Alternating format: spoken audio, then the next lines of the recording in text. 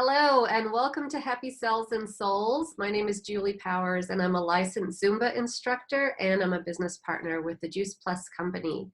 And my mission in life is to inspire healthy living around the world and to help people realize that life is better when you're dancing through it. But my expanded mission is to create better health at the cellular level and more joy at the cellular level. Because I believe that we get one body while we're here on earth and we need to take care of it. But while we're in that body, we're supposed to be happy and joyful. And so what better way to be happy and joyful than to have meaningful conversations with people? And I really feel honored and privileged that I've met so many people from all different backgrounds in the years that I've been here on this earth.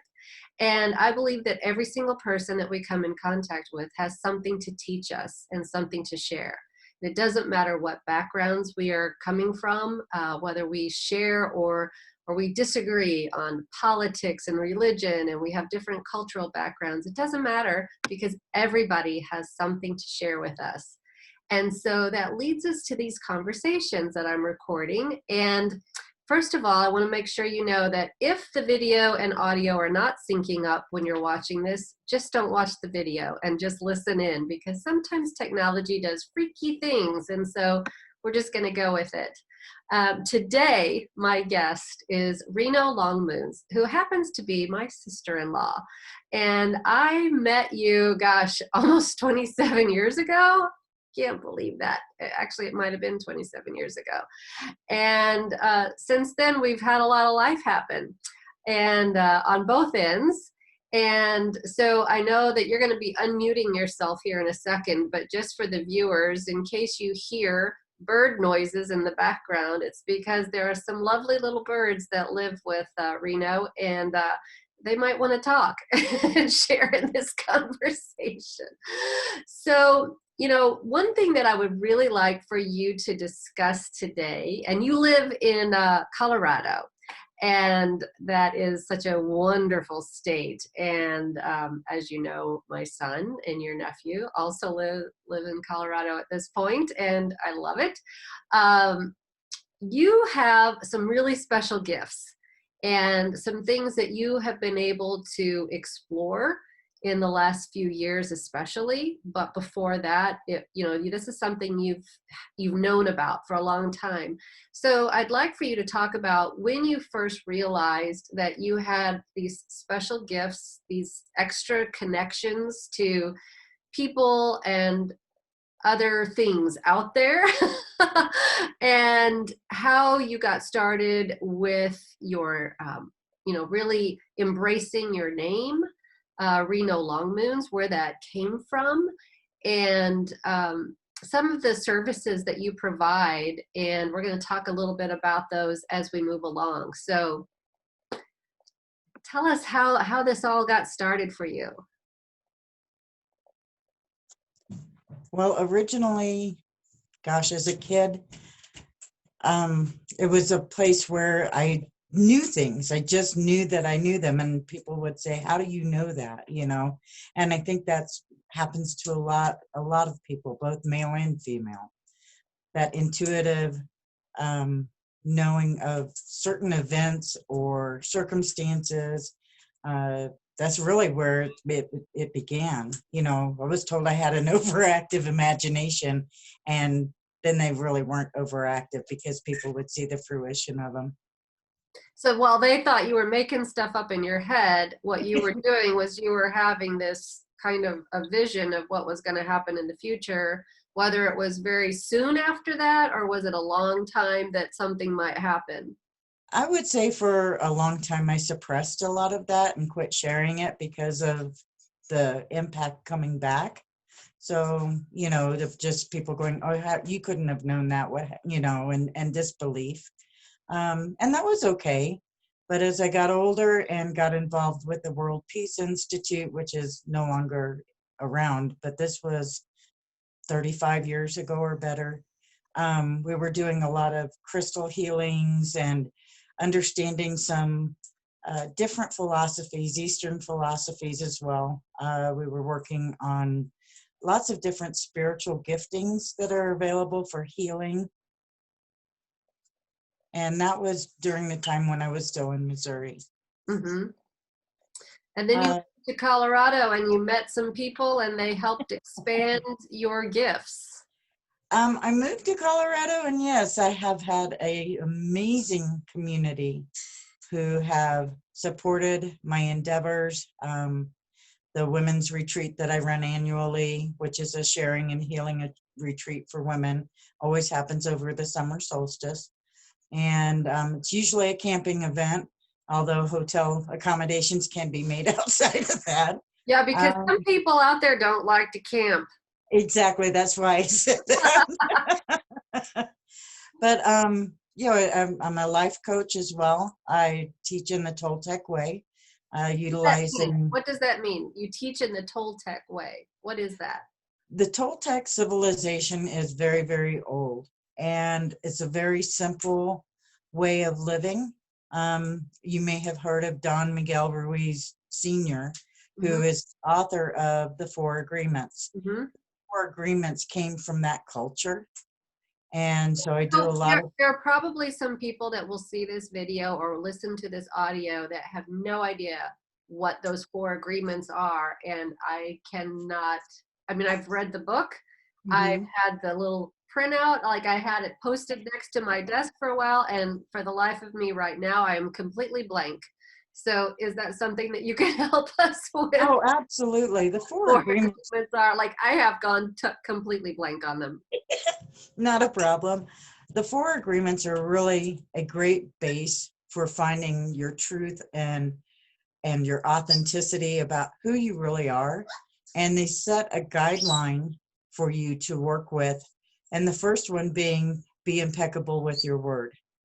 And that means whatever it is you're going to talk about, don't let it have an air of gossip. Let it be truth based. Let it be what you believe to be solid and true, whatever that is. And then the second one is to not take things personally, which is a really awesome place to work from, because when you realize that everybody else has their own perspective of things, and not necessarily everything that they say back to you is really intended to offend or hurt you or make you feel under any kind of a judgment. When you release that, taking those things personally, there's a huge amount of freedom that comes from that. You know The, what? Actually, I was just speaking with someone over the weekend because that's something I've really been working on over the last year or two or so about not being offended by things.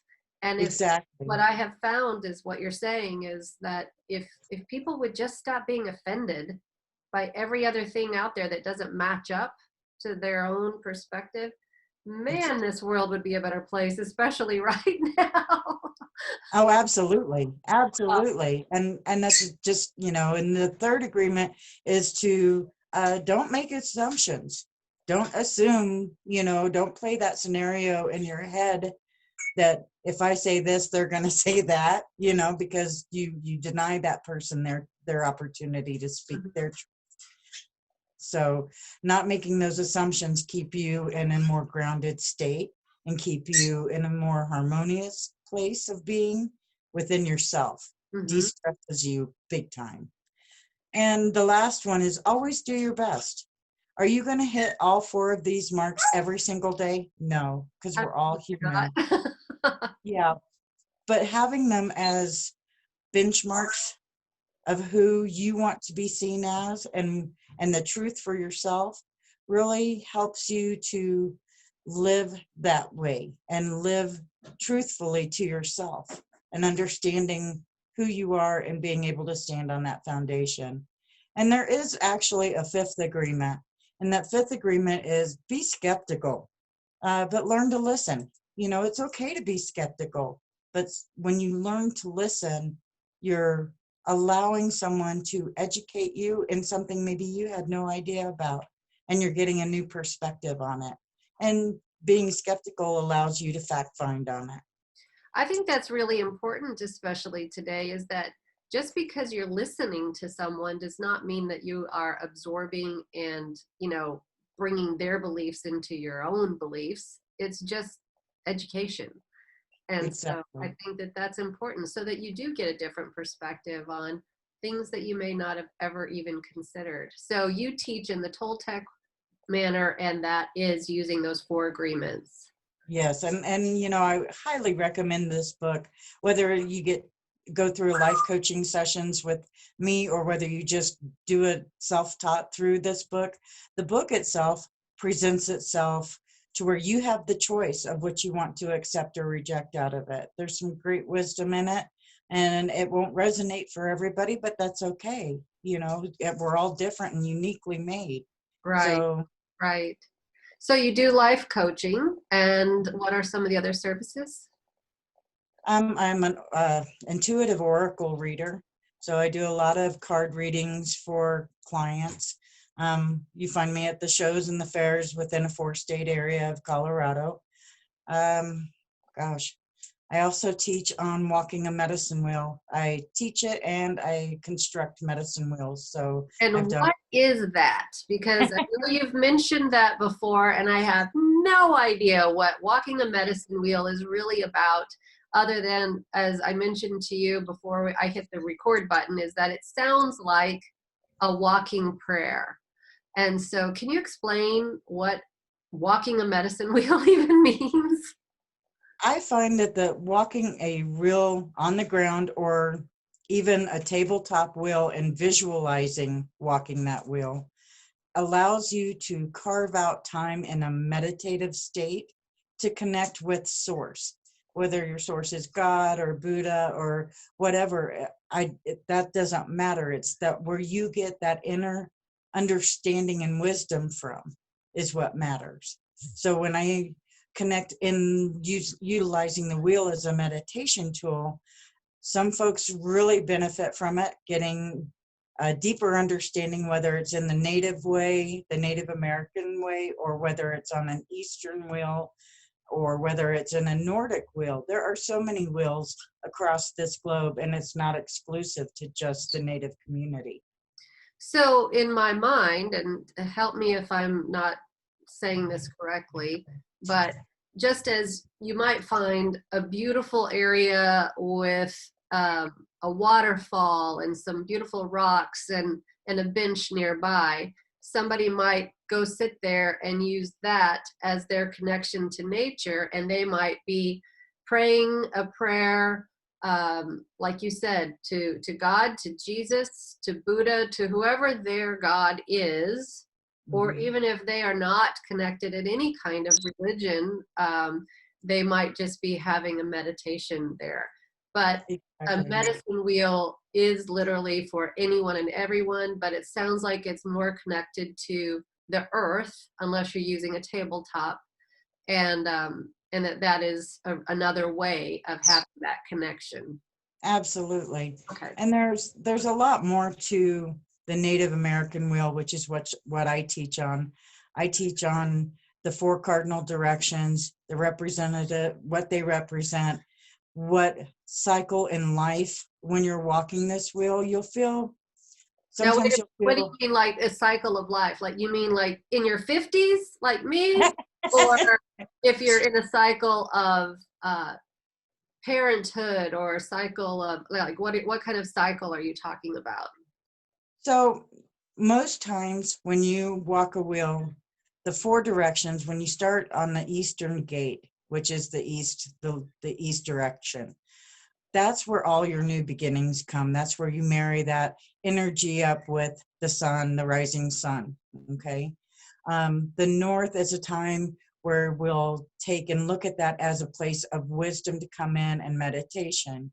In the west, we release everything. That's a place of ending, just like you would think of it in a sunset, in the day's end, and being grateful and giving your gratitudes and releasing the things that no longer work for you. And in the south is a place of reflection to see what it is. Okay, let's take, for instance, that you have a project you're working on, or you had an idea for a project. And that idea probably came in from what I would consider a northern gate. Okay.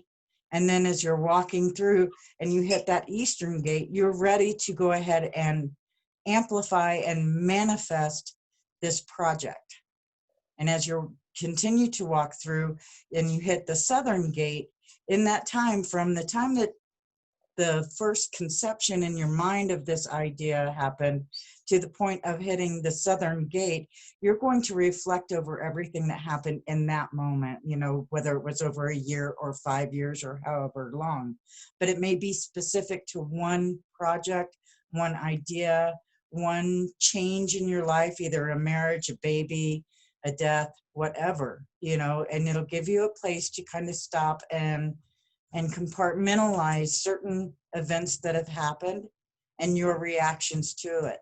So there's a deep connection with what I call source and creator to understand where I was in it. It's not so much anybody else, but it was like, because that's the one thing I can control is my reactions, my ideas, and pursuits moving forward. So Right. So is this something that you would do by yourself with someone like you that sort of gives directions to me? Oops. Something is. that's not my. Hang on. I don't know what's going on. One moment.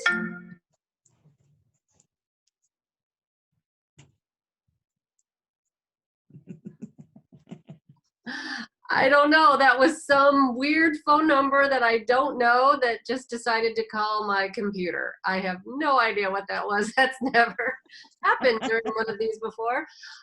Okay, so technology. So back to the question, is that something that I would be doing by myself with you, or is it a group that's walking in this wheel? I have done that in both arenas. Like at the retreat, we always open with a wheel and end with a wheel as a group. It's pretty amazing to have that the collective energy in a group environment. Say if it was you and 5 of your girlfriends getting together because of the like-mindedness and the similar energies that have brought you together, it just amplifies what happens during the walk of the wheel. It almost sounds like it's a therapy session. It can be. It can be. Right, right. So that is something that if someone were, so we have like a couple minutes left. If someone were to want to reach out to you, you can do that with them in person. But are there things that I you can do that with them in person, and I've also taught how to read and walk a wheel with utilizing creative visualization. Okay. So kind of in a sense of a guided meditation. Okay. So they could be with you like this on a video conference or a phone call, and you can help them at that way as well. Absolutely. Okay, great. And so in our last couple of minutes, it always goes by so fast. Yeah. You do have a website called hollowboneartistry.com, and on Facebook you can be found under the name Reno, Reno Longmoons, Longmoons, and people can reach out to you there either way. Is there anything else that you'd like to share, you know, one last thought? You know, we're going through a big change right now, globally, with the pandemic, with government changes, whatever. But just be kind to yourself. Honor and give yourself grace and extend grace. That's the biggest thing I would say right now is remember to love each other and love yourself. Right, because if we don't take care of ourselves and be kind to ourselves, then how can we possibly do that for anyone else? And Absolutely. and that is one thing that the world needs right now is we need a lot of kindness, a lot of love, a lot of light, and that's the only thing that's going to drive out the darkness, right? Absolutely. Right. Well, thank you for sharing this information. You know, I'm sure that somebody has heard about some of these things for the first time, just like me. And I always like to learn new things. So I really appreciate you taking the time and helping us understand a few things. And thank you. Thank you so Well, much. thank you so much for having me on. I really appreciate the time with you. It's good to see you.